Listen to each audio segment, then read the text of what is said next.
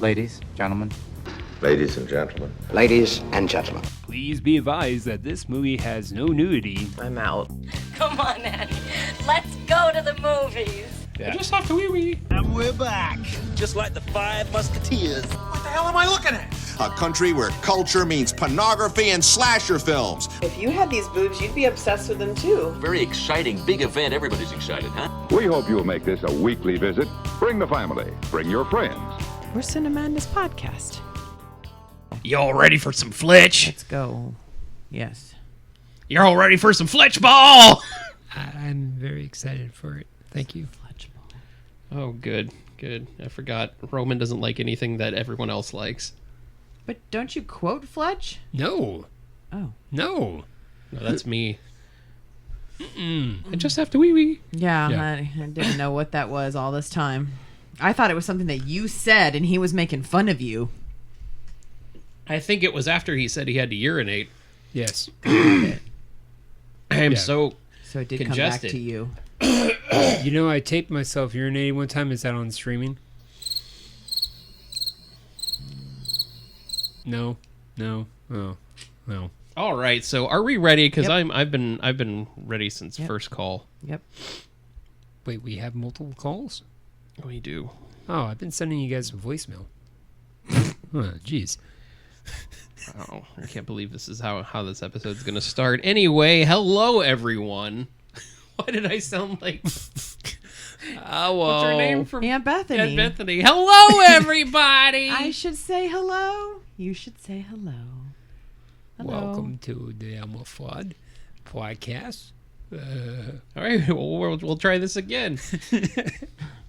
All right, wow, I'm on a roll tonight. Ha! Hey, Adam, how you doing, man? Why would you ask that?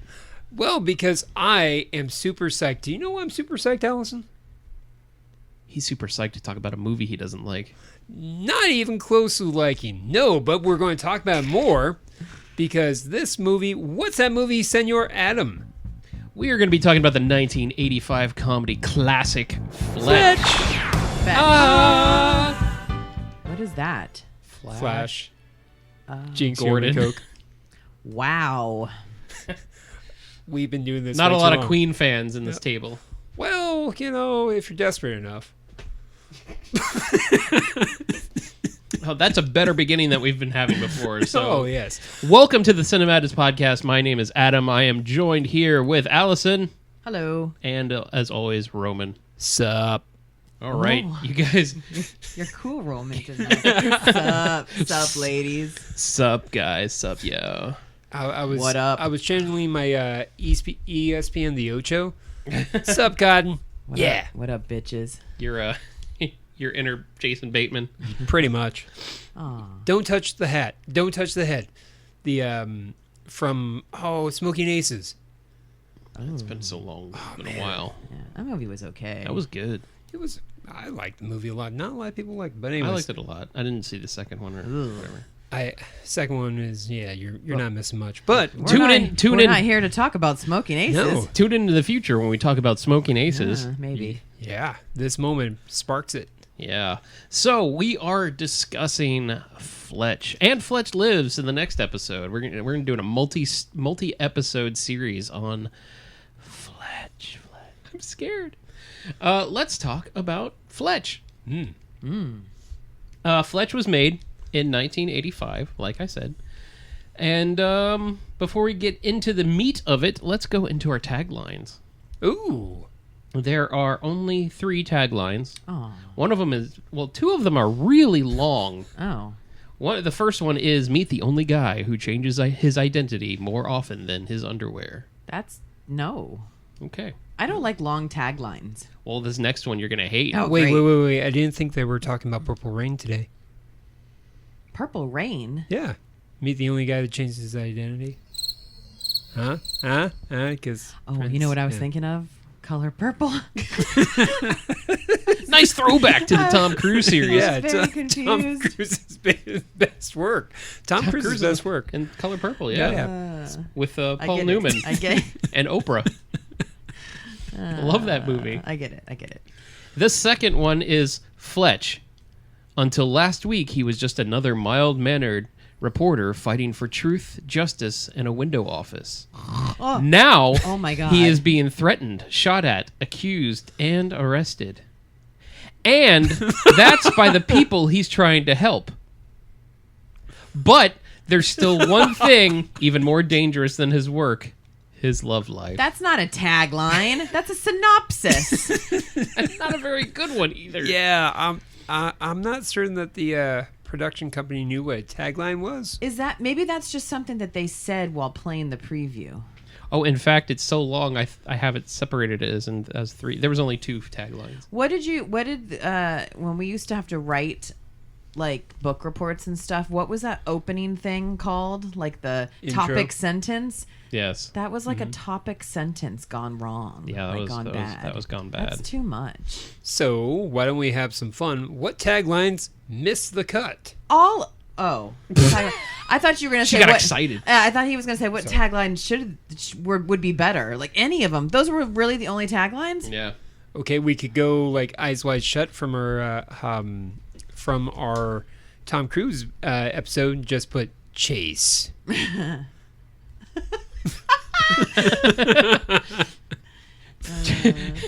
Chase. Aliases. Yes. Chase. Aliases. How about Journalism and murder. someone's killing themselves for this show. Someone's killing themselves. Is this a tagline? Yeah, I'm just spitballing. For this show. Yeah, someone's killing themselves, and he won't allow it. Okay. You know, maybe they are better off just giving it a 15 sentence synopsis. So, did Fiona Apple write that synopsis? Just curious. No, it's actually comprehensible. Funny. There you go. This movie is directed by Michael Ritchie, who passed away in 2001 of prostate cancer. Is he related to Guy? He is not related to Guy. Nicole. He did some cool movies. After Fletch, he was known for The Golden Child, Wildcats, and my favorite sports movie of all time, Diggstown. I don't know any of those movies. Don't worry. I've heard of Diggstown. Diggstown's badass. Yeah, actually. Wildcats is a good sports movie too. So he likes Yes. sports movies. He did 2 of them. Out of 4 movies, basically. Well, those were his big movies. Oh, okay. Goldie Hawn was that cast in Wildcats. Is Oh, yeah, very that's good. that Goldie movie. Hawn. Oh wait, you he got- did The Scout too. Brendan Fraser. That was a rough Oh, one. and Cool Runnings.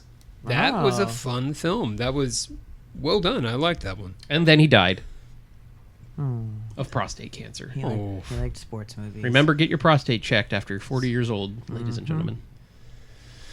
The movie stars Chevy Chase, Gina Davis, Tim Matheson, George Wendt, Joe Don Baker, and Colonel Sanders himself, George Weiner.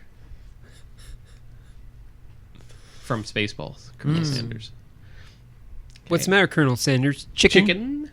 This movie is loosely based off of the novel Fletch by Gregory MacDonald. He wrote a series of mystery novels starring the titular Irwin Fletcher. In fact, Gregory MacDonald, he had casting approval over the film, and he had to reject both Mick Jagger and Burt Reynolds before finding Chevy Chase wanting to do the role. Mick Jagger. Could you imagine Mick Jagger doing this role? I can't imagine Mick Jagger acting. Burt Reynolds would have been good. Did you not see Free Jack? No. That was a terrible movie Well, there you go. with Emilio Estevez. I could totally see Burt Reynolds. I could see Burt Reynolds doing it, yeah. Or Tom Selleck. Indiana Basically Jones anybody. himself. Anybody with mustaches. Except for Chevy Chase. Well, yeah, no, I mean like the people, except for Chevy Chase, anybody with a mustache. Edward James Olmos as Fletch. I mean, Emilio Estevez could have done it. Charlie Sheen. Charlie Sheen has some solid stats. I could see game. Charlie Sheen doing it. He has solid stats. Tom Cruise. No, I'm just kidding. No. He's busy doing The Color Purple. Oh, man. Gregory McDonald was also angry by the changes that the script did to his book. In fact, he was so angry, he was about to shut down the film, and he was invited to L.A., and his original reason was to confront Michael Ritchie, and they went out to dinner together, and he went over every part of the script bit by bit, and McDonald was quoted as saying, "I was beautifully chewed out," and he loved the script when it was by the time they were done talking. So a reenactment of that in 1920 styles. Damn it, Richie! I'm not happy about this. This flim flam can't fly. You understand? You understand? I see where you're coming from, but let me show you what I got here. All right, let's go ahead and talk about it. Let's start at the beginning. At the beginning, we got a man named Fletch. Fletch, he likes to write things. I know it. I wrote it. Then you know what I'm talking about. Of course I know what you're talking about, but unfortunately you don't know what you're talking about. Please continue and berate me. I know what I'm talking about. You don't know what you're talking about. Let's talk about it right here. All right. And then that's how the movie was made, kids. That's how movies get made in the 80s. Was minus the cocaine.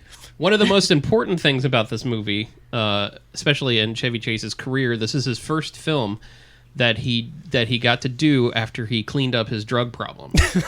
Probably the wrong lead-in joke to that. I feel like an ass. You didn't know. Oh, thank you, I didn't Chevy even know Chase. he had a drug problem. Did you not watch Caddyshack? You know, I'm one of the people who don't enjoy Caddyshack. I didn't find it funny. I've watched it once. I cannot relate to that movie at all. Huh. I know. But why? Why do you say that? Was he high throughout the whole movie? Everybody was, yeah. Oh. Yeah, it was pretty much like a Roman orgies. You know why? I'm sorry, I don't mean to interrupt. No, you're I fine. think the problem with that movie is who else was in that movie besides Bill Murray? You had Bill Murray, this guy named Rodney That him. Dangerfield. I don't like him. I don't like him much either, Yeah. but it's still a damn good movie. He always seems like he's just that person that's gonna touch little girls. Well, he's dead now, so He's okay. He's actually the opposite. Like he was really. yeah, he's very well respected by everybody. Yeah. Even though he doesn't get any respect. Exactly. Yeah. No. Ba-dum-bum. No. Well, he's self-deprecating guy, but we're not talking about Rodney Dangerfield because I don't think. It up. No. I'm just transitioning back. Yeah. See, he's a cocaine person. Oh, pills, cocaine, Nice. drugs, alcohol. Yeah. Yeah. If you saw the movie loves in the the booger early sugar. '80s, it was called Modern Problems. It's a pretty funny Chevy Chase movie, but it's very different, and you can tell that he wasn't himself in this movie. He was just playing a role, and Because he wasn't high. right, and he didn't get a chance to have that Chevy Chase fervor that he has. So he only has that when he's high? Apparently, or when he's completely clean. Ah, So, interesting. after Columbia Pictures passed on this film, the producer shopped the film around to every studio in Hollywood. Trying a new tactic, he submitted the script with a different title and put it in a different colored binder. Despite these efforts, there were still no takers. Even Universal Studios, the company who would eventually go on to produce and distribute it, were among the studios that rejected it between 1975 and 1981. Those studios include New Line Cinema, Columbia, 20th Century Fox, United Artists, Warner Brothers, AIP, General Cinema, CBS, EMI, Allied Artists, NBC, Universal, Viacom, First Artists, MGM, Pathé, Paramount, and Time Life Films. Burroughs credits Michael Douglas, who much earlier was considered for the role, for having the foresight and wherewithal to get the film made. His half-brother Peter Douglas ultimately co-produced the film, and through his film production company Vincent Pictures, the movie got made. Ooh. Yipes. Excuse me, would you make my film? I want to know what color they had to go with. Excuse me, would you make my binder. film? Yeah. Hey kid, haven't you been here before? No, that was the guy with the yellow folder. This is clearly a red folder. No, here I am with the Lisa Frank Trapper Keeper. This folder has Yoda on it. Of course. This is better. Guys, come on. This is going to be really great. And That's really sad that like every production company was like, nope. Yep. What did Just he like change the Star name- Wars. What did he change the name of Fletch to throw him off the scent? It's like, no, that was this geek with the movie called Fletch. This is Fletcher. This one's called Irwin. Yeah. Duh. Irwin F. Yeah. Erwin F. So a quick synopsis of the film, and interrupt if you wish when we get to parts that you'd like to talk We about. never do that. Title character Irwin Fletcher, also known as Fletch, is introduced as he is on the beaches of Los Angeles, disguised as another among of the homeless that have taken hold of this area, and as he is writing a story about drug trafficking for his column, which he writes under the name Jane Doe. It's good to see LA when it used to be, when it was full of homeless.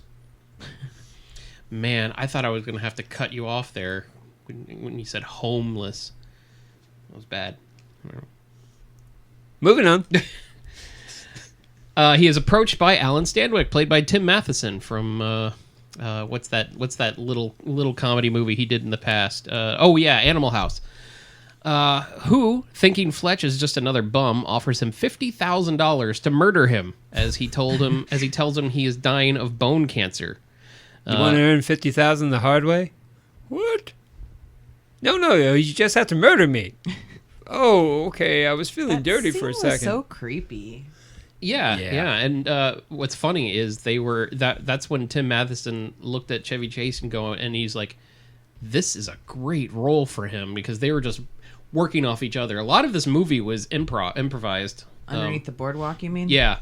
In fact, Tim Matheson knew he was in for a great movie when he asked him his name, and Chevy Chase just off the top of his head just went Ted Nugent. Yeah. And it took like everything he could not to laugh on that scene, but it was right there.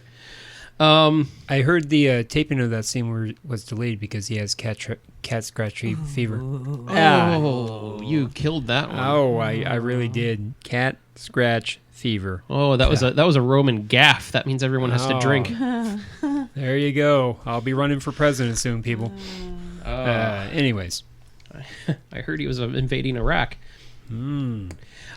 He says he wants to die by murder over suicide, so his family can get the life insurance policy. Never wanting to miss out on an interesting story, Fletch agrees, and then they begin to go over the plan. Now Fletch has two potentially big stories he can work on. At the same time, he's finding out that the local police are turning a blind eye or helping with the drug dealing on the beach, to the point of abusing their power to assault anyone trying to get anything out of it. okay, so kind of like Scarface. Got it. Sure. Yeah.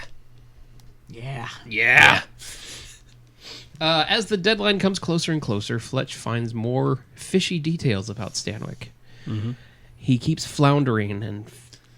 Pause. Sorry. What is it, the deadline? Like, he kept saying, like, oh, you'll come to my house on Thursday, and da-da-da. It was like Thursday, I think, right? It was like a few days, yeah. Didn't it seem that it was, like, way longer than just a couple of days? Like, he was doing a lot of stuff, and I'm like, Thursday's taking forever to get here. I don't know. It just felt like that to me. Like he talked to him on a Tuesday, and he was supposed to come back 2 days later, and it felt like 2 weeks. Okay, I just got this image of Popeye and Quimbley, the guy who's like, if you give me... You mean Wimpy? Wimpy, yeah. Quimbley. Like Ramona? No. Ramona Quimbley? Down Under? Like, if you kill me on Thursday, I'll give you a hamburger on Tuesday. I don't know. It just felt like that to me. It felt like Thursday was like 2 days from now. Like, come back on Thursday. It probably felt like that because he kept going back and forth from Utah. Yeah, maybe. Which is, like a 2-hour flight from LA. I just felt like... As the deadline comes closer, Fletch finds out more fishy detail. I already did that. Is deadline a bad play on words? It could be. He finds out Stanwyck's health is fine. From the only credit that the doctor got was Dr. Jellyfingers.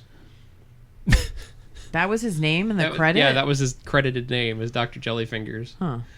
Who is also he also played John Goodman's dad in The Righteous Gemstones. Oh, yeah, that's okay. right. Yeah, Yeah, He was also did in look one of my familiar. favorite Tales from the Crypt episodes Oh yeah, with the cats and the embalming. Yeah, fantastic. that sounds like Reanimator. Cats. No, yeah. It's been a long time since I've seen. I was gonna say Kids in the Hall, Tales from the Crypt. Kids in the Kids in the Hall came on before Tales from the Crypt Yes. on HBO. And Kids in the Hall is back, It so is you're back. trying to like put it all together. I'm squishing your head. I'm squishing your head like this. And at the same time, I'm working on a Tales from the Crypt side story. Yes. Yes. Yes. Where was I? Oh, the I doctor. remember that film. One of the best scenes. Another improvised scene is Dr. Rosen penis. When Dr. Rosen. I love that scene so much. Well, I heard Dr. Rosen's penis is his brother was in the army. It's General Erection. General Erection? No. Oh, they get worse and worse. I swear it was going to go for a private joke. No. Private, no. That's well kept information. Private. Yeah, I love everything in the hospital when he's with the guy doing the autopsy. He's like, you ever seen a spleen this big? Oh, not since lunch, or not since breakfast. That was it. Oh man, it's good. Where are you? Where am I? You're in the records room. Is there anything I can get for you? Do you have the Beatles White Album? Are we talking about the scenes now, or are you still doing your synopsis? Both. Oh, okay. I've been keeping my mouth shut. I said chime in when you have something to say. I didn't think we were going to go in detail. Doing the that Dr. much. Doom fist. You can't see this. Richards. So did you like that scene? What, Dr. Doom? Yeah, that was great. Yeah, the doctor scene was funny. Yeah, the Moon River. That was improvised. You ever serve time? I don't remember that. Where he gives him the proctology exam. Oh, yeah. Got your whole fist up there, Doc? Yeah. That's when he called himself Arnold Babar. I just thought it was so funny how easy it was to access someone's record. Yeah, back when they were paper. Like, it was the 80s where I know. everyone could just walk up to a random hospital bed and just look at the chart. Yeah. That was the go-to move of the 80s where it's like, yeah. Hold on, let me check the chart. All right. Yeah, you know what? I've seen my doctor's handwriting. How can they... Okay, I'm calling BS on that, okay? There is no way that a doctor's handwriting is that legible where someone can just walk up and go, okay, yeah. I mean, what's on there? I can now because I read doctor's notes every day. Okay. I've become pretty good at it. All right. Yeah. Okay. But I see what you're saying. Like, I don't think I could just walk in there. Like, he was just like, so, is there anything on there that says he has bone cancer? Yeah, it's like, who writes that? It's like, he going to die. Yeah. Like, in big, bold letters. It's like, oh, man. Well, the records lady read it, so... That's true. Yeah, Yes. because he was asking her questions Yeah. after she was saying someone went to go get smelling salts. Yeah. I thought I'm sorry I passed out. I thought that spleen was a spitting image of my dead brother. Is there anything I can get you? A glass of water and the head of Alfredo Garcia. Oh man, and that's I said this to Allison. I was like, this is top form Chevy Chase. I mean, he's snappy. He's on everything. Everything was pretty much improvised that he did, and he's gone to say that this is his favorite movie that he's ever made. He just loves the role of Fletch. It's a shame he turned out to be Chevy Chase, but that's for another time. Well, no. What better time than now after we are done talking about the film and talk about... Well, he's just become an unfunny, racist curmudgeon now. And he just grew into that suddenly? I don't know. I mean, it just came out. It came out a lot during when he was shooting Community. Mm-hmm. In fact, he was fired off the show. Yeah. For being racist and sexist towards the cast and stuff. So he's just become a mean old man. Well, I've I remember reading stories that he was hard to work with. Oh, he's always been hard to work with. He's been hard to work with, and that's one of the reasons why, like, he didn't. Part of the SNL cast, he was, everyone. He's banned from the show. Yeah, when he was asked to come back and do something, he was refusing to do this, and he was just very tough to work with. So, I think that's probably one of the reasons why I'm salty on the film, and when we talk about it a little bit more, where I can't separate it. I think with Chevy Chase films, they tend to be a little bit more digestible because of supporting cast. Yes, and this cast is amazing. The supporting cast is fantastic. The cast as itself, yes, but in terms of this project, I respectfully disagree, but I want to explore more on that because we want to talk about all angles of it, right? Sure. But there are some enjoyable parts, and when you're saying the one-liners out loud, I do recall going, okay, yeah, that is funny. Yeah, that is pretty quippy. I dig it. But when it comes to the film itself... I dig it, man. Yeah, when it comes to the film itself, when I first saw Fletch, I was probably about 7. And, of course, I was over my head. What was it rated? It was PG. Yeah. Really? Well, no, this was in the 80s. I know. Yeah. I just don't. I can't grasp that. Oh, 1984 was before PG-13 even came around. It's just ridiculous. Oh, it wasn't until Indiana Jones and the Temple of Doom. Like, there's no way I would let my kid watch that movie. I mean, we talked about this. Anything with Brooke Shields where she's naked in it is PG. Their ratings were way whack. Oh yeah, yeah. Jaws is PG. Poltergeist is PG. Yeah, that's ridiculous. Yet the Blues Brothers is R. Oh my heavens! They had a lot of swearing in it. Yeah. Yeah. I mean, I'm almost certain Pretty Baby, again, Brooke Shields was PG. I'm pretty sure it was. Yeah. Huh. I also think Blue Lagoon was PG. I know for a fact it's PG. Well, every kid should see that you shouldn't sleep with your brother. That's true. And get pregnant and raise a baby and.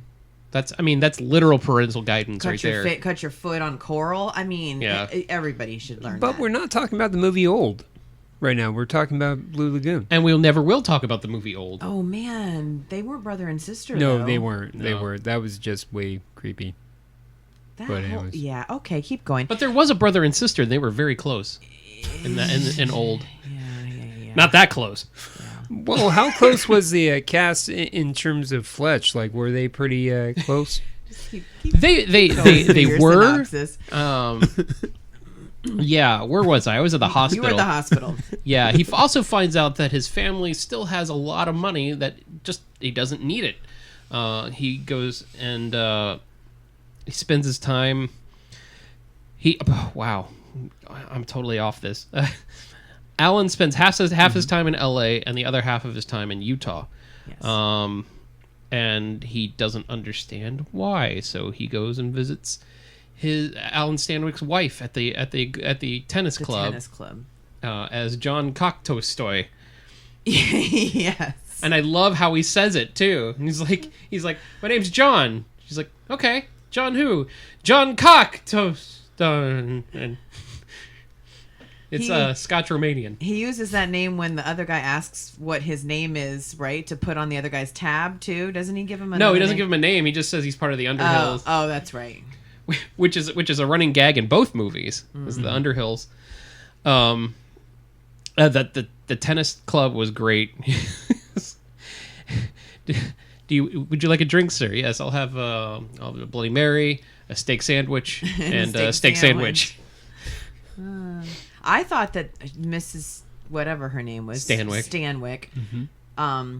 She looked very similar to a mix between Elizabeth Banks and Malin Ackerman, the girl from The Heartbreak Kid, and she's been in other stuff too. She was in Couples Retreat.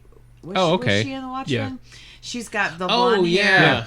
And she's got the little eyes. She's got, She was also in Girl Fight, the Fight Club. So if you mixed both of them together, I could see that. She kind of reminded me of, because I had to look her up and see if I've seen her from anywhere else, and I didn't, but I Oh, was and like, she was she's also cute. in Final Girls. Oh yeah, Yeah, she was the mom. Yeah, I forgot Yeah, about that. there you go. I like her, but yeah. That's a little shout out to Jason there. Yeah, His favorite movie of all time. If he listens, he does. So yeah, the tennis club is great. Mm-hmm. Teaches her how to play tennis when the balls run out. yeah, she sucks. Yeah. She was a very 80s face, very 80s hair. I don't think she did much. I don't think she done much after that movie. Oh, No. did you hear about why the tennis business failed? Nope, but you're gonna tell us. Yeah, it was a racket. It was a rat. I'm already drinking. Yeah, it was a racket. Yeah, okay, yeah. Anyways, moving forward. I had balls to tell that joke. So he at the same time as doing this, he's still going to the beach to try to get this story about the cops and the drugs and stuff. And the cops catch him at his house and they throw him in jail. One of the cops is Uncle Phil himself, Uncle Phil. James Avery, or the Shredder if you watch the Teenage Mutant Ninja Turtles cartoon. He has such a great voice. It was high in this movie. It's like, because the other guy was what was his name? My big brother Jake. What was that guy? He's like, what do we got here? And Avery's like, looks like heroin, Gene. And tonight we're going to dine in turtle soup. Yeah, why was his voice so loud? I mean, high. I don't know. I guess that's Helium. just the way it's. They were doing whippets. But they take him to the chief, who is Joe Don Baker, who was in GoldenEye and other movies, which I can't think of right now. But he's been in quite a few things. And there's a little shout out to a deleted scene where he's sitting in his office and he looks at a picture. He's like, "Hey, you and Tommy Lasorda." He's like, "I hate Tommy Lasorda," and he punches him. And that was from a dream sequence that he didn't have in the original cut. In the deleted scene, he was pitching for the Dodgers, and Lasorda pulled him. The girl who played Gail, I remember looking this up. She actually has been in a lot of stuff. She's still acting. She was in Tombstone, but I recognized her. She was a major character in Sex and the City. Oh, Yes, okay. yes. But she's still acting. Did she play the sex or the city? Kind of both. She was like a whore. All right, everyone drink. I just watched an interview with her today. I was still doing research up until this, and she spent the whole time talking about her hair. She's like, my hair was so big and so 80s. Yeah. And, Does she have a rabbit or something? I don't understand. oh my god. Everybody's hair was big. All the girls. I can't wait to talk about Gina Davis. Hurry up. Larry. Hurry up with the synopsis so we can get down to our thoughts. Well, this is the meat of the show. Okay. Well, hurry up with the finish. I'll have that What do drink. you have to say about Larry? I'll have that drink. Thank you. The meat of Well, the show. I thought you would go back to, like, okay, so this is the first time I've seen this movie. Okay, that's what you want to get into. Correct. Okay. Oh, you want to get into that, huh? No, okay. Just keep going through the story. How then. was that? just keep going through the gist of the movie. So he gets thrown. That's not even the part where I'm even close to. He's in jail I know. That's with the guy who's like, "What's your name? Bend over." no. That was in part No, 2. that's Oh, two. my bad. You gotta erase that. That'll be next week. Erase Yes. that. Just erase that part because that sounds like I don't know what I'm talking about. I just spit all over my laptop. Okay, so Just say spit over my laptop. Just these movies for the first time, like almost back to back, Aw. so they're gonna mush together. it's okay. especially when you watched him, mid migraine. Yeah, Aw. it took me like 4 days to finish like one movie. Okay, keep going. I'm sorry. Throwing him in jail and putting a gun to his head, the chief has to have him to quote unquote forget his story. Yes. And he tries to be charming Fletch, and it does not work once the gun is in his face, and he's like, "Whoa!" Sorry, Chief. I cut the cocaine earlier today. He's like, "It's you've got everything under control. Yeah, It's your beach." It's forgotten. Yeah. And then he takes his investigation more into Stanwyck's world. And he asks his wife, what he's doing, what he does in Utah, and she doesn't even know. She says she doesn't talk with he doesn't visit his parents very often, who live in Utah, and he's dealing with this giant plot of land, this $3 million plot of land. So to bring the heat off of him from the cops and to help him with the Stanwyck investigation, he goes to Utah. Let's take a break and go to the concession stand for a snack. No. Now, when we fought, you had that eye of the tiger, man, the edge. Hey everybody, my name is Adam and I am part of the Cinemadness podcast. I'm here to tell you about some exciting news. We're making a movie. As I've mentioned on the show numerous times, I am obsessed with the films of 1982, and I want to share my love of those years with all of you. So we are taking a deep dive into 75 movies, all from 1982, to show that this was an important year, or maybe the most important year in pop culture cinema. Movies like Blade Runner, The Thing, E.T., Poltergeist, Fast Times at Ridgemont High, and many, many more. Interviewing cast and crew from these movies, as well as fans and also film experts. We are currently crowdfunding for equipment and logistics while in development, and when we are ready for pre-production, we will get all of you involved too.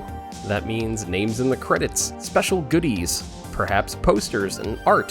So, if you are as excited about this as we are, and really, why shouldn't you be? Check out our campaign at cinemadnesspodcast.com/1982themovie. We are also on Facebook, Instagram, and Twitter at 1982themovie. So come along with us and let's celebrate cinema. In Utah, he finds that he has another wife there. Stanwyck, not Fletch. Fletch only has an ex-wife. Which is her lawyer keeps breaking into his place. Played by Colonel Sanders. It's the 80s. Gillette. Yes. And he doesn't get that name until Fletch lives. No, it was in the first. I heard him say it.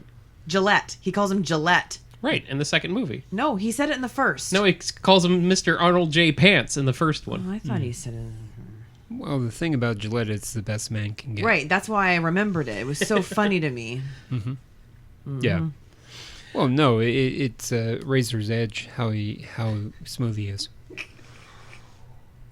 The best a man can get. Gillette! Gillette, if you're listening, we will take Is a Gillette still a sponsorship. thing? Oh, okay. Yes. I have one in the bathroom. All right. On the bathroom. You know, the Patriots named their stadium after that. Gillette Stadium, where Yes. the Patriots go to cheat. I didn't. Anyways. So he goes to Utah and finds out that Stanwyck has another wife. He also finds out that he visits his parents almost every week. Yes. Which she's just a joy. Oh yeah, She's cute as a button. With Sally Ann Kavanaugh, Yeah, his other wife. She's cute as a button. We have lots of pictures. You want to see my 50th birthday? Now his parents were fantastic. Yeah, that scene was funny. They were. And he calls himself Harry S. Truman, and they catch him on it. Yeah. He's like, Harry S. Truman is like, yeah, my parents were big fans of the president. That's the first time anyone caught him on his name. But neither wife knows about each other. He finds out he's been lying to his LA wife about the ranch he bought there, the $3 million that he took out of her family's aviation company for a $3,000 plot of land, and he had to take pictures. He took pictures of the deed. He took pictures of the dog that tried to bite him. He took pictures of the car. The dog tried to bite that. There's the Mormon Tabernacle Choir. I'm just quoting the movie now. She said in this interview, she's like, I'm glad that this scene came around the way it did, because she played her character to the more like a suspicious wife that kind of knew something was off. So when it got to the point where her and Fletch slept together, it didn't feel like that she was like, oh, a man, I'm just gonna sleep with every man that talks to me. And like she felt vindicated as like sticking it to Alan. Again, the longest 2 days ever in film. Telling you. God. All right. Back in California, Fletch. Meanwhile, in California. Meanwhile, Fletch follows Alan Stanwyck to witness him making a handoff with the police chief, which he gets caught, and a chase ensues. Hey there, I see you. Stop right there. Which is it was a fun car chase, and what made it fun was it wasn't about the car chase; it was about Fletch and this poor kid trying to steal the car.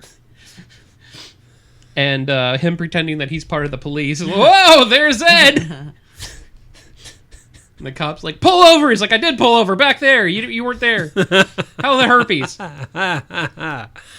And then he gets into this memorial of Fred the Dorfman, which Fred Dorfman is the last name of Tim Matheson's character in Animal House, and neither the writer nor Tim Matheson nor the director have ever come out and said that they are connected at all. But a lot of people think they just did that for a nice little homage to Animal House and Matheson's character. But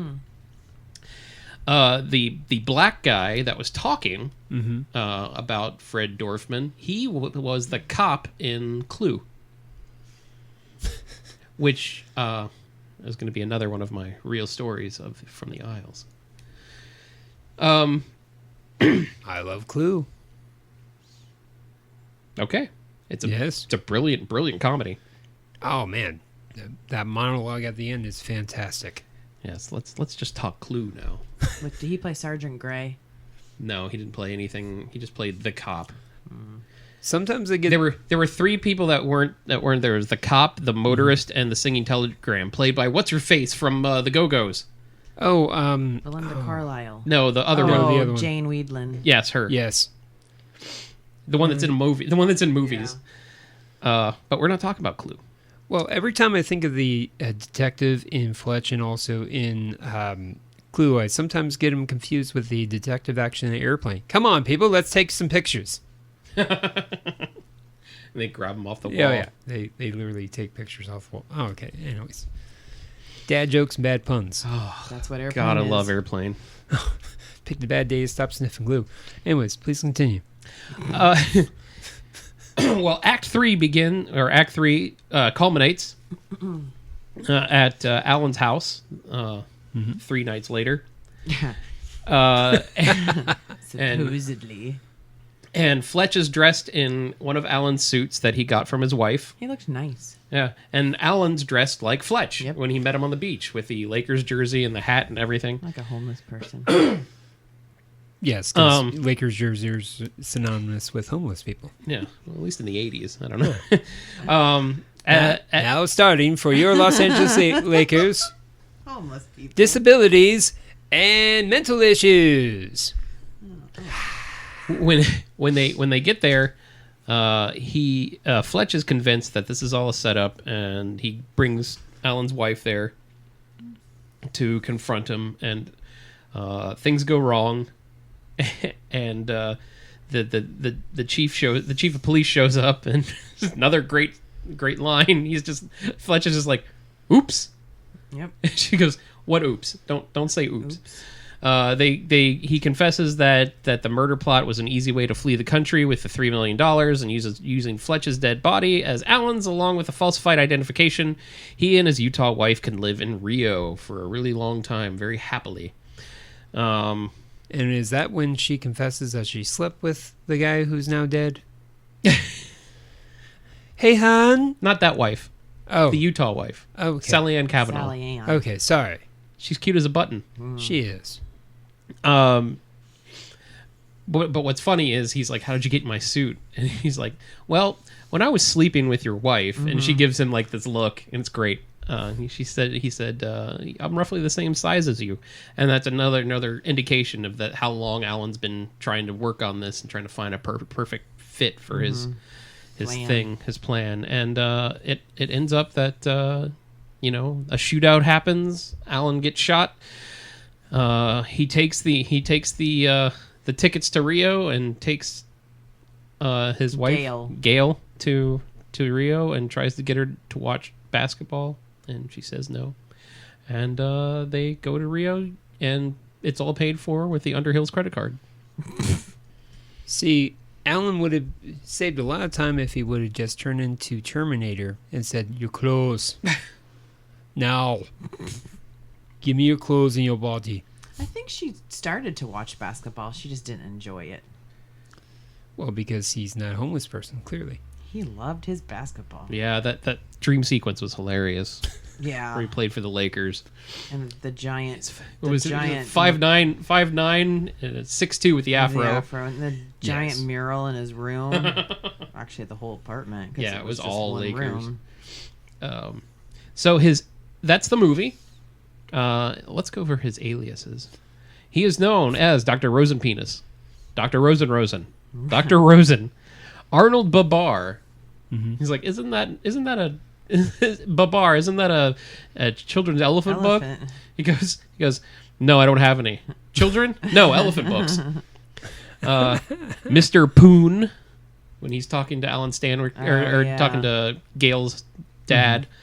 Mm-hmm. Fletch Fletch. He tells the cop his name. Mm-hmm. He's like, "What's your name?" Fletch. Your full name? Fletch Fletch. Harry S. Truman, Alan's dad. Ted Nugent, when he tells Alan. Mm-hmm. Gordon Liddy. We didn't talk about this. Where he goes to the airplane hangar. Another really great scene where he buys the buck teeth. Oh, the teeth. And talks to the two guys. Oh my god! And he's like, "I'm here." You guys here to fix this? Yeah. And he just starts like, he's like, "It's over here," but he's always got those ugly teeth. And it's the whoo through the teeth. It's great. And he's all worried about the windows with the muck on it. Yeah. Igor Stravinsky, which is he tells the he's the realtor in Utah, played by the guy who was from Newhart. He had the two brothers. He had the two brothers named Daryl. Oh, Daryl, my other brother Daryl. It was that guy. And of course John Cocktostoy. So yeah, that was it. The production of the movie went smoothly. Mm-hmm. There was really no issues or much to speak of. There's not a really big behind the scenes thing. Everybody just enjoyed. Ritchie, everyone loved talking about Michael Ritchie, and that happens a lot, especially with passed on directors. But they said that he had a peculiar way of shooting where he would shoot reaction shots first and then get into like the meat of the scenes. And it threw off a lot of the people, especially Tim Matheson. He's like, I didn't understand it at first, but he's just like, just trust me, it'll work. And it was great. And it did. And everybody loved working with him. And the way he dealt with Chevy was he would shoot the scripted scene, mm-hmm. and then he would shoot like 5 scenes that Chevy would improvise. Mm-hmm. And that way he could have a good comedic balance of what was going on. Like I said before, Chevy Chase thoroughly enjoyed making this movie. He went on to say, I love props, I love wigs and buck teeth and glasses. At one point, I wear an afro and play basketball with Kareem Abdul-Jabbar. There were some scenes I didn't recognize myself. He enjoyed working with Ritchie because it gave him the freedom to improvise. He continued on saying, it all began when co-star Tim Matheson asked me my name, and right away with a straight face I went Ted Nugent. Mm-hmm. And that started his and Matheson's love of making this movie. In an interview, Chevy Chase stated that the makeup department let him keep the fake teeth he used as Gordon Liddy in the jet engine scene. He says that he used the fake teeth while in public, and most people did not recognize him. Really? That's all it took? Yeah. He's 6'6". Yeah. And he looks like Chevy Chase. Yeah, yes. I don't buy that. In every one of the scenes, aside from the afro, it was so obvious it was still him. I'm like looking at these people like, you're idiots, especially in the second movie. Yeah, the teeth were in the second movie too, but yes, they were. I'm like, hello, like his face is just, it's the same. It's not like Dana Carvey in Master of Disguise. Oh God, no. You know, it's very much akin to, oh wow, I had no idea that Superman was Clark Kent. It's called a movie. And no, you're saying that he said on the street. Oh, yeah. That's what I'm talking about. I just don't sure, that's what I'm talking about now. Yeah. And my favorite Easter egg, while Fletch is packing his stuff at the office for his trip to South America at the end of the film, he packs a Nostromo cap in his bag, and that was the actual one worn by Harry Dean Stanton in Alien.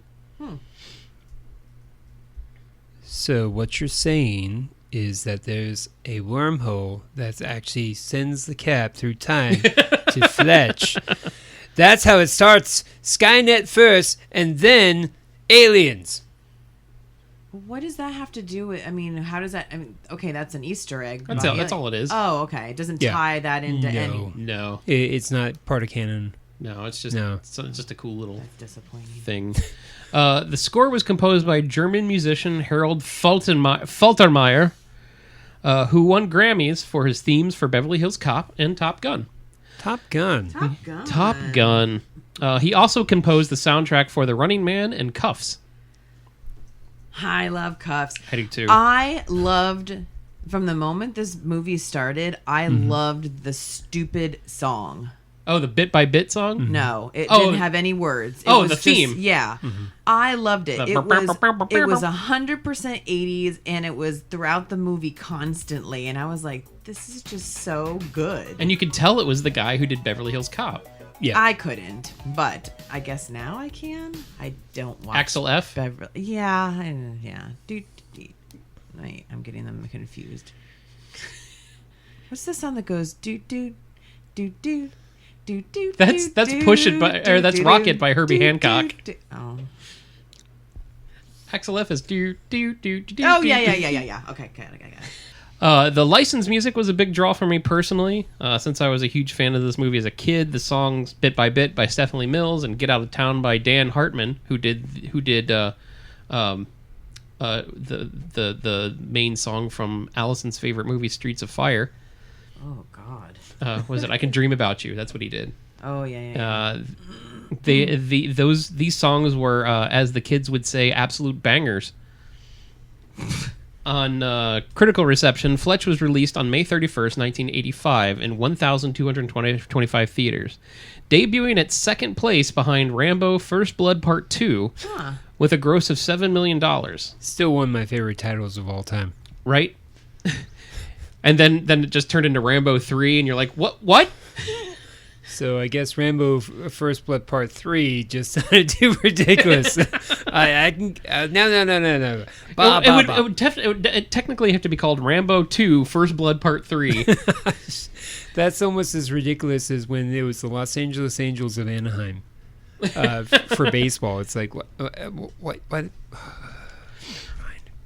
There's a lot of people on that. I don't remember most of these songs because I only remember the theme. But Kim Wilde's on it and the Fix. Yes. Bit by bit. I just think step by step. Well, the thing about Bit by Bit, it's used all throughout the movie. The song is, and then Tim Matheson says his bone cancer eat you up bit by bit. Oh. The movie went on to make $50.6 million in North America, $9 million to the rest of the world. That's not for a worldwide total of $59.6 million. Yeah, I guess during that time period. The film performed very well on home video, earning $24.4 million in rentals. Huh. Excuse me. R.I.P. Blockbuster. Fletch received generally positive reviews. Still has a 77% rating on Rotten Tomatoes from 31 critics, with the consensus quotably funny and fast-paced enough to smooth over the jokes that don't land. Fletch is one of the best big screen vehicles for Chevy Chase's brand of smug silliness. I lost my place. Crap. When you lose your place, we'll just go. That's what you get for hitting the spacebar. Yeah.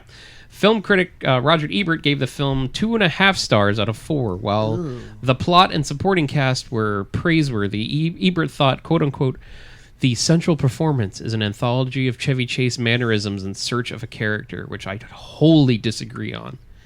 The magazine, Richard Schnickel... That's the magazine? Time magazine's Richard Schnickel wrote, "In Fletch, the quick, smartly paced gags somehow read as signs of vulnerability. Incidentally, they add greatly to the movie's suspense.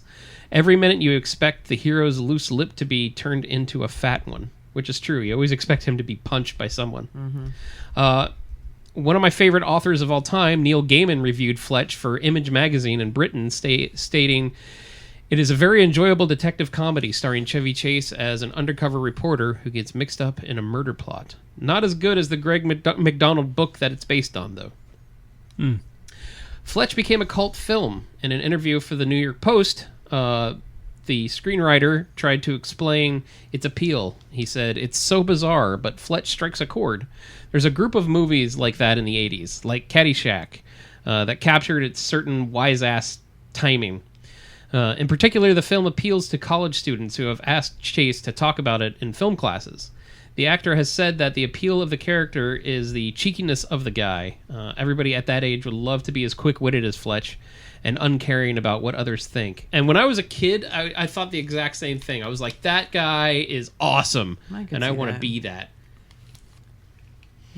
And that actually got me into wanting to be a journalist. And then I discovered Hunter S. Thompson, and then I really wanted to become a journalist. And then I stopped for some reason. Not want to become a journalist. So Chase has said that this film is his favorite to date because it allowed me to be myself. Fletch was the first one with me really winging it, and even though there was a script, the director allowed me to just go, and in many ways I was directing the comedy. Perhaps the most meaningful praise comes from the Fletch author, McDonald himself. He said, "I watched it recently, and I think Chevy and Michael Ritchie did a good job with it." Recently, like 30 years later? I don't know.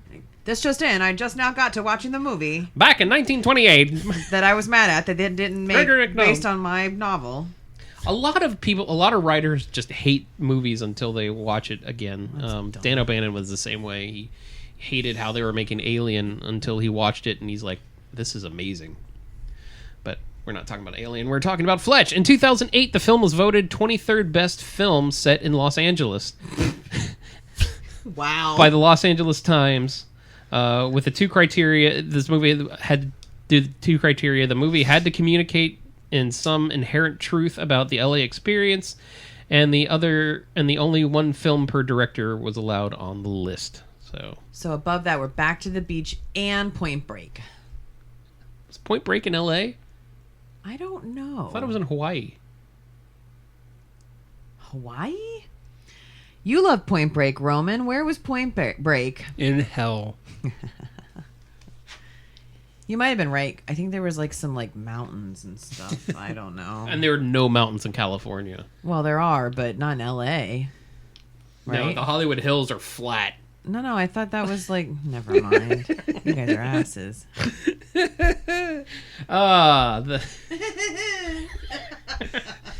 In 2005, the animated feature Hoodwinked depicted the big bad wolf from Little Red Riding Hood as a sarcastic investigative reporter and a direct parody of Fletch, right up to the Lakers shirt, disguises, and a version of Fletch's theme playing during his scenes. Yeah. Huh. That's funny.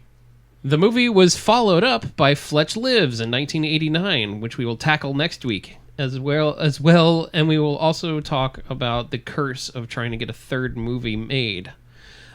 Speaking of, as we speak, I looked this up today, the third movie, titled Confess, Fletch, has wrapped filming, starring John Hamm as Fletch.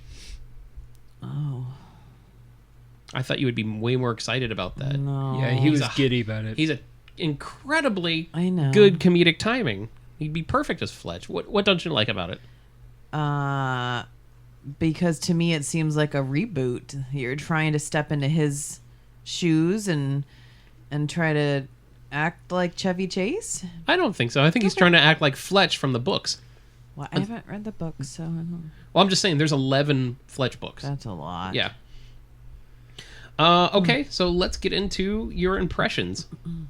We know Roman can do impressions, but he can't do Chevy Christopher Chase. Walken very well. We found that out recently.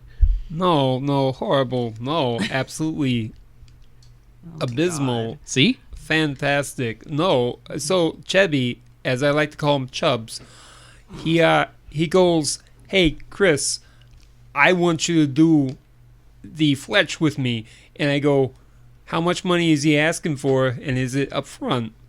He could have been a homeless person. He could have. Well, yeah. Did you know he's going to be in the next Dune? Who? Walken? Walken. He's the Emperor. I just think of him from Balls of Fury. Okie dokie artichoke. Let's get the spice. Thing. Thing. Not thing. Fang. Fang? I've been saying Fang this whole time. It's okay. Everyone does it. Oh, man. We're going to have a lot of these real story things, aren't we? We are, and I'm just going to do one straight up as Christopher Walken. I would like to talk to you, actually, about Freddie Gothsinger, one of my favorite films of all time. My God. I was actually asked to play Freddie, the titular character. It was fantastic. It was going to be an all-star cast, including Chevy Chase, who wanted to make Fletch 3. Chubby. Chubby. That's what I keep Chubs. hearing, Chubby. Chubby. Chubby. You know, I hated Freddie Got Fingered for so long, and then one time I love that movie. one time I watched it again to show one of my friends how bad it was, and it clicked, like how people watch The Godfather. I'm like, oh my God, I get it, and I love this movie. Or like Napoleon Dynamite. You didn't like Napoleon Dynamite when you first time? Nope. I said, well, I don't understand this. This is dumb. Gave it another shot, and I said, I got it. It's funny. But I still don't get that with Step Brothers. No. It's okay. Yeah. That's how I was when we talked about Eyes Wide Shut. That's how I was with Kubrick, like his entire filmography. Yeah. So, Allison, this was your first time watching Fletch. Yes. What is your impression? First off, do you want to know why it was my first time? I want to know everything. Tell me about your first time. So, I didn't... Okay, I always saw the poster of this movie and, like, saw a couple of clips or whatever. And to me, it looked like those, like, cheesy slapstick comedy, like a Caddyshack, like Leslie Nielsen an type animal, stuff. like The Airplane, which I am not a fan of. Which is weird because I like Home Alone, which is a lot of slapstick stuff, right? But maybe it's because it's got a... But that's just at the end. Well, You're right. Home Alone is basically just a Bugs Bunny cartoon in the house in Chicago. And it's written and directed... Well, it's not directed by John Hughes, but it's written by John Hughes and directed by Chris Columbus. But I didn't know that when I was 10 when That's I true. saw it. And I also don't like Bugs Bunny cartoons. That's true. She doesn't like Looney Tunes. No. But, man, let the hate mail and comments roll in, please. You hear that, Warner Brothers? You ban us, we hate your cartoons. I just don't like... That doesn't represent everybody.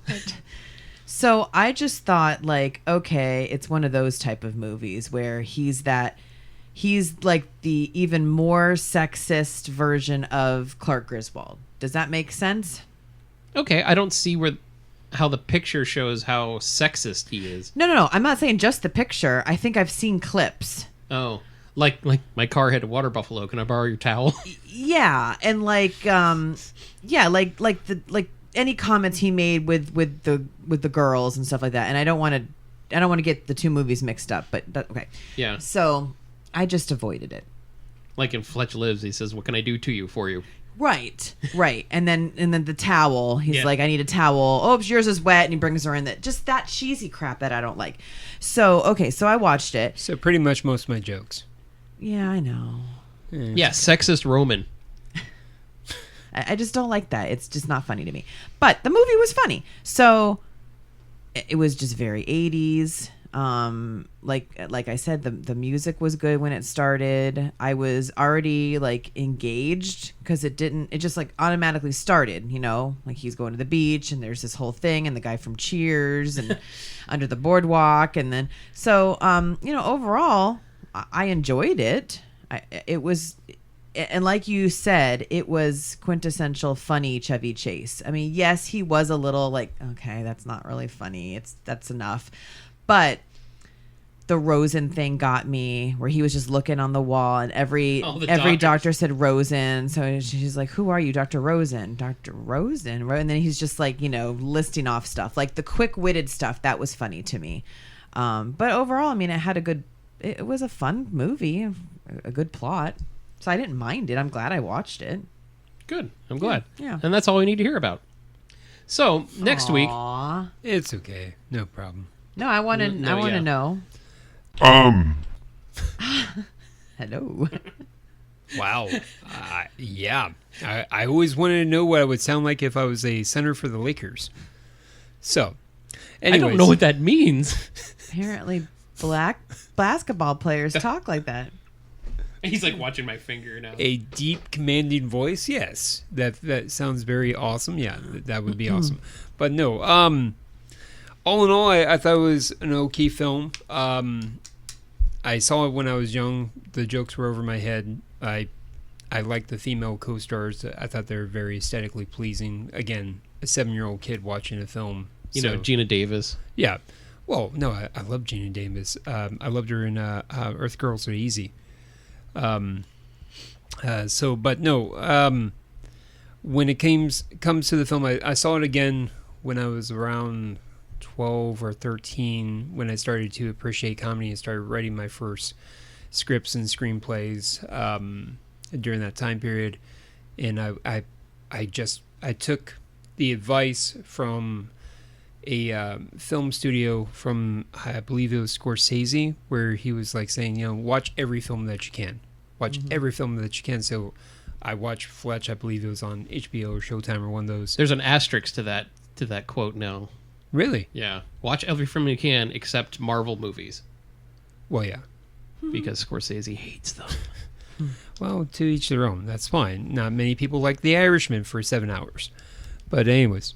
So I watched it, and it was not very memorable, to be frank with you, in terms of the film. It's not really the best representation of a lot of the different things. I could probably mention a couple of different films that do it better. Peter Sellers is dead at this point.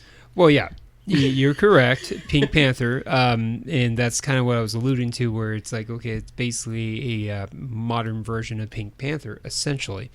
And he was the master at changing his appearance and his mannerisms. And stuff. Yeah, absolutely.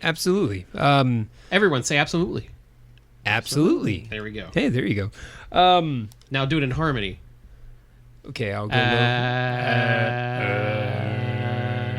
we're flat. This is where we want to go high. Absolutely. I sound like a barbershop quartet. Good night, Irene. Actually, yeah. Who's Irene? I don't know. Someone saying good night too. Oh. I don't know, but apparently there's a song about her, and it doesn't sound too pleasing.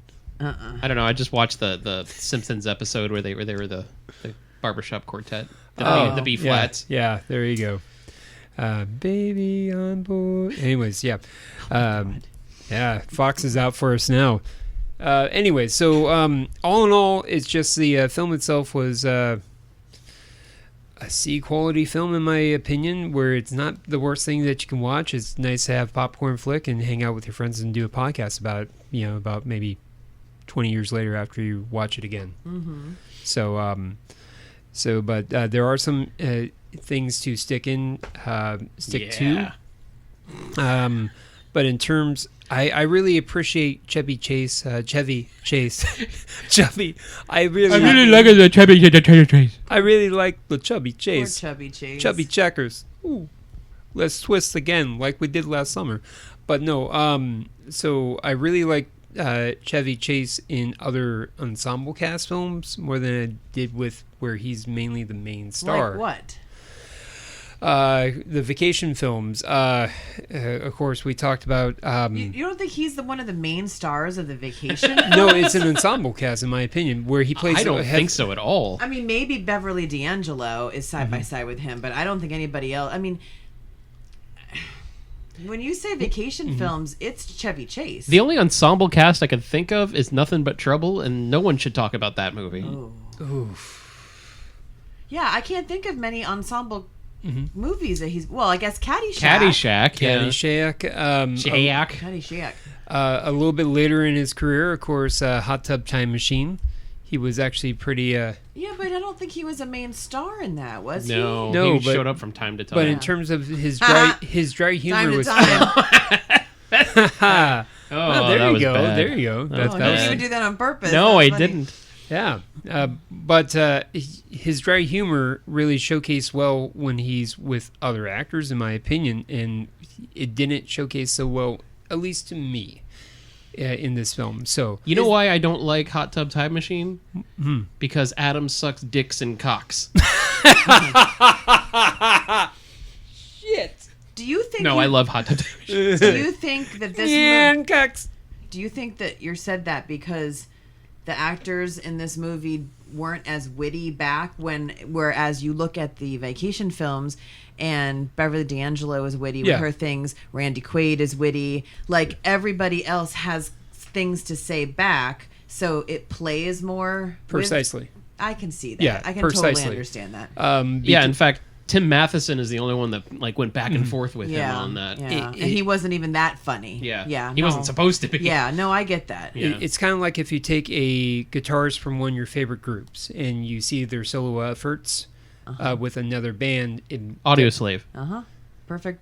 Yeah, that's a perfect example, actually. Where it's like, yeah, it's still him, but it's not as enjoyable as other projects that he does. Yeah, no, I totally get that. So, and I think it's hard because you can't compare anything else he's done to Clark Griswold movies, like right. in my mind. That's a gold standard of so many things in terms of a father in a mid to better well-off economy house in terms of being in a good social standing in just 80s. You can go down the list in terms of how that film is memorable. And same thing with Caddyshack. But when it comes to Fletch, it was a good attempt. There's a lot of good bits of it. I think if it was just played more straight like a drama, it would have been more of a Lifetime made-for-TV type of detective film. That would have been bad. Yeah, but and I think that. Oh, sorry. Keep going. No. What do you got? Well, I think that's what makes the movie so comedically unique, is because it is it is at heart a hard-boiled detective story. Yeah. But at the same time, it has a likable, relatable character, even though he gets away with a lot more than a more normal person would in a normal thing. It's a genre breaking movie, and I think that's why it gets so much love and so much attention, because it's a comedy, but it's also an actual murder mystery. Yeah, well, it's like a Cuffs or a Turner and Hooch. They wanted to be funnier, but still play it more like drama. So if it was just a little bit more goofy, it would become Naked Gun. If Fletch was a little bit more goofy, a little bit more slapstick, it would become Naked Gun. Whereas if it was a little bit more dry, it would be Dragnet. So it's right in that middle ground. I could see that. Which I just watched the other day, and it's still such a funny movie. Yeah, I love Dragnet fantastic. so much. The way, and going back on the cast and how they play off each other, Hanks and Aykroyd, why they didn't do more together is beyond me, because they were just fantastic together. And, and the whole cast. And I just absolutely love it. I like the whole Odd Couple. I think that's because Hanks wanted to be more serious at that point, right? Yeah, because that was the end of the 80s right there, and he wanted his Oscars. He wants his Oscars. Yeah. Well, I think he was like Tom Hanks, it was like it was just like Tom Hanks. Tom Hanks was so good; he was playing Tom Hanks, like Tom Hanks in Top Gun. You were going to say Tom Cruise. Yeah, like Tom Cruise. Yeah, in The Color Purple. I'm thinking of The Simpsons. Like, hi, I'm Tom Hanks. The American government lost all credibility, so they're borrowing mine right now. Yeah, at the end of the 80s, Tom Hanks had Dragnet and The Burbs, and then he went full on Forrest Gump. I didn't like Gina Davis in this movie. Really? I felt she was kind of useless. Maybe because this wasn't was this one of her first movies? Is that why she had such a small role? I don't know. I mean, Larry's not a big role even in the books. Okay. So. I don't know. It was like maybe you could have put somebody else that wasn't already as established, but maybe she wasn't established. But she was just like this little like puppy dog that was just following him, and I don't know. It just kind of annoyed me. It was in '85. When did she make Beetlejuice? Was it '85 or '86? '85. Oh, so this was one of her first movies. Yeah, then. because Earth Girls Are Easy came out in '84, I think. There you go. But it didn't come out in '82. It did not. Yeah. I also, oh no, that's just going to go into the next movie. Never mind. Okay. Oh, yeah, no. Well, no. I don't know. Like, we never addressed why he wasn't married anymore. And I don't know. That I wonder if that was in the book. Like, I could see him being divorced because he's an ass. It was not addressed in the original book. He took role playing too seriously. In fact, it wasn't addressed. I think the fourth book it was called Fletch 1. WON, where it's a flashback book where he goes back. It's a prequel book where he goes to his first case. Okay, and that makes sense. And the woman that he was helping in that book becomes his wife. Got it. Okay. Which would have been a great movie back in 1999 when Kevin Smith said he was going to do it with Jason Lee as Fletch. That would as have a been young Fletch. Yeah. That actually would have been great. Yeah. With his delivery and timing, and just with the directorial style of Kevin Smith. Of 90s Kevin Smith, yeah. Yeah, it would have been, man, damn. That's what made me want to read the books, because it goes like, oh, he's going to make this movie, I'm going to read Fletch 1, because I thought it was the first one, because it's called Fletch 1. I thought it was just a play on the word. And it kind of is, because it is his first case, but I read the series, so okay. Is it worth everyone's time? It is, especially if you like mysteries. Mm-hmm. They're good mystery novels. They're not overly heavy. They're very light, kind of like the movies. A little more reality laden than the movies. You know, I mean, he does get into disguises and stuff, but he's better at it than you would expect a Chevy Chase character to do. They're good books. Better than fake teeth. Yeah. Okay. All right. So that's Fletch. I'm glad you decided to let me do this one on these movies. What do we got going on now? Well, Fletch was made in 85, right? We're not doing that. Okay, never mind. Check that. Copy that. Sorry. Apologize. That's okay. I have ads for it now. Yeah, have you not heard the Yes, ad? I have. Oh, okay, It's just, my bad. And I've cut them out of all 3 episodes. except for the one with the weird voice. That was funny. Yeah. Yeah, that was weird. Yeah, that actually made me laugh out loud in traffic. People probably thought I was losing my mind. I'm like, I'm listening to this great podcast. Check it out. So what do we got going on here at the Cinemadness podcast network? We're not a network. We're just we're just a collection of people who have different shows. Exactly. No, we are just continue to grow and expand. So please go ahead and check out our content on cinemadnesspodcast.com. Check us out on Twitter at CinemadnessP is our handle. Of course, Instagram. We have we share a lot of the content that is on our Facebook, on our Instagram, our IG account, as the kids would call it, or a gram, as the kids would call it. You can find that at Cinemadness Podcast. Oh yeah, it's lit.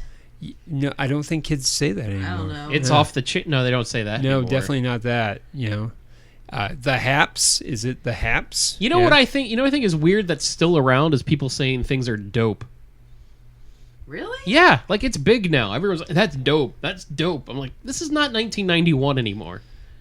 Maybe it's rad. coming That's back. very It's coming rad. back. I hate rad too. I hate it. I hate that.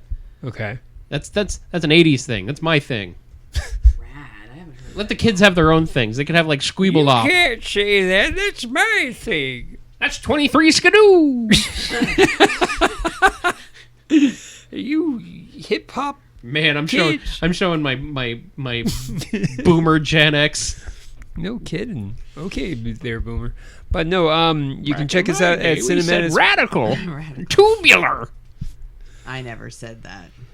Rather keen to really bust out the 1955 Gag words. me with a spoon. My kid's not old enough to say those things yet. I'm glad I haven't heard anything like Talk that. to the hand because the face don't want to hear it. Oh my god, those are horrible. Oh yeah, whatever. Horrible. With Talk the to capital hand. W. Forget you guys. I'm Audi. Whatever. 500. I'm Audi 500. Oh. Yeah. I thought it was Audi 5000. Is it? Yeah. Oh, I was off by a denomination. Yeah. Hey, what's the 411? As if saying what's up is too long, so you have to say, what's the 411? And you can't even say that anymore. No, you can't because people are like 611 paying my cell. Now you can say, "What's the Google?" Oh, there you go. Is there still a 411? I don't know. People just no one calls anything. Remember calling for movie times?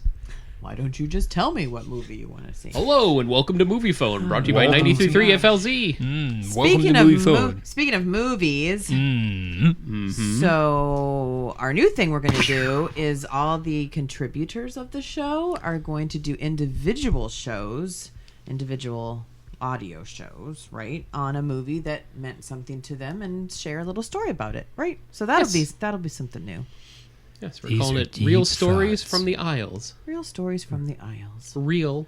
Spelled real, not real. Like real I think big fish. people are smart enough to figure that out. Yes, like real big fish. Like real big fish. And aisles, as in the aisleways, not the islands aisles. Real Stories from the Aisles. From the aisles. I'm a Caribbean. And Well, I went Irish and you went to the Caribbean. We're all over the place. Oh, wow. Under the sea. We're just going to talk about Little Mermaid. Caribbean. And Anyways. Caribbean. So check that out and then go to our YouTube page, subscribe, and watch all of our Zoom cast and videos and all that stuff. Right at the time of this recording, I'm knee deep into recording and editing stuff for June Hughes 2022. So that'll be coming up soon.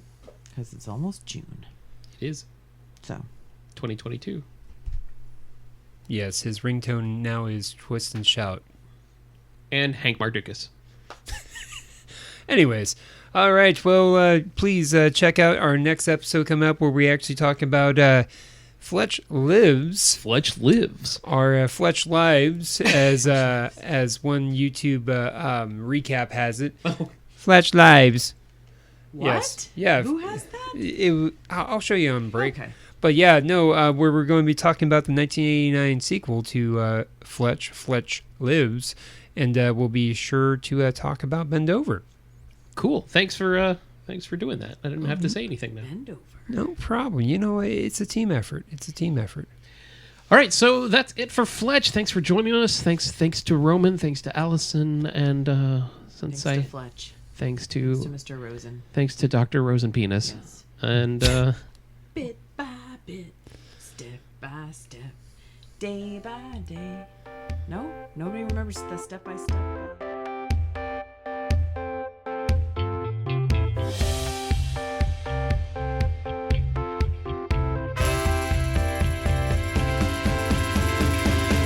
Now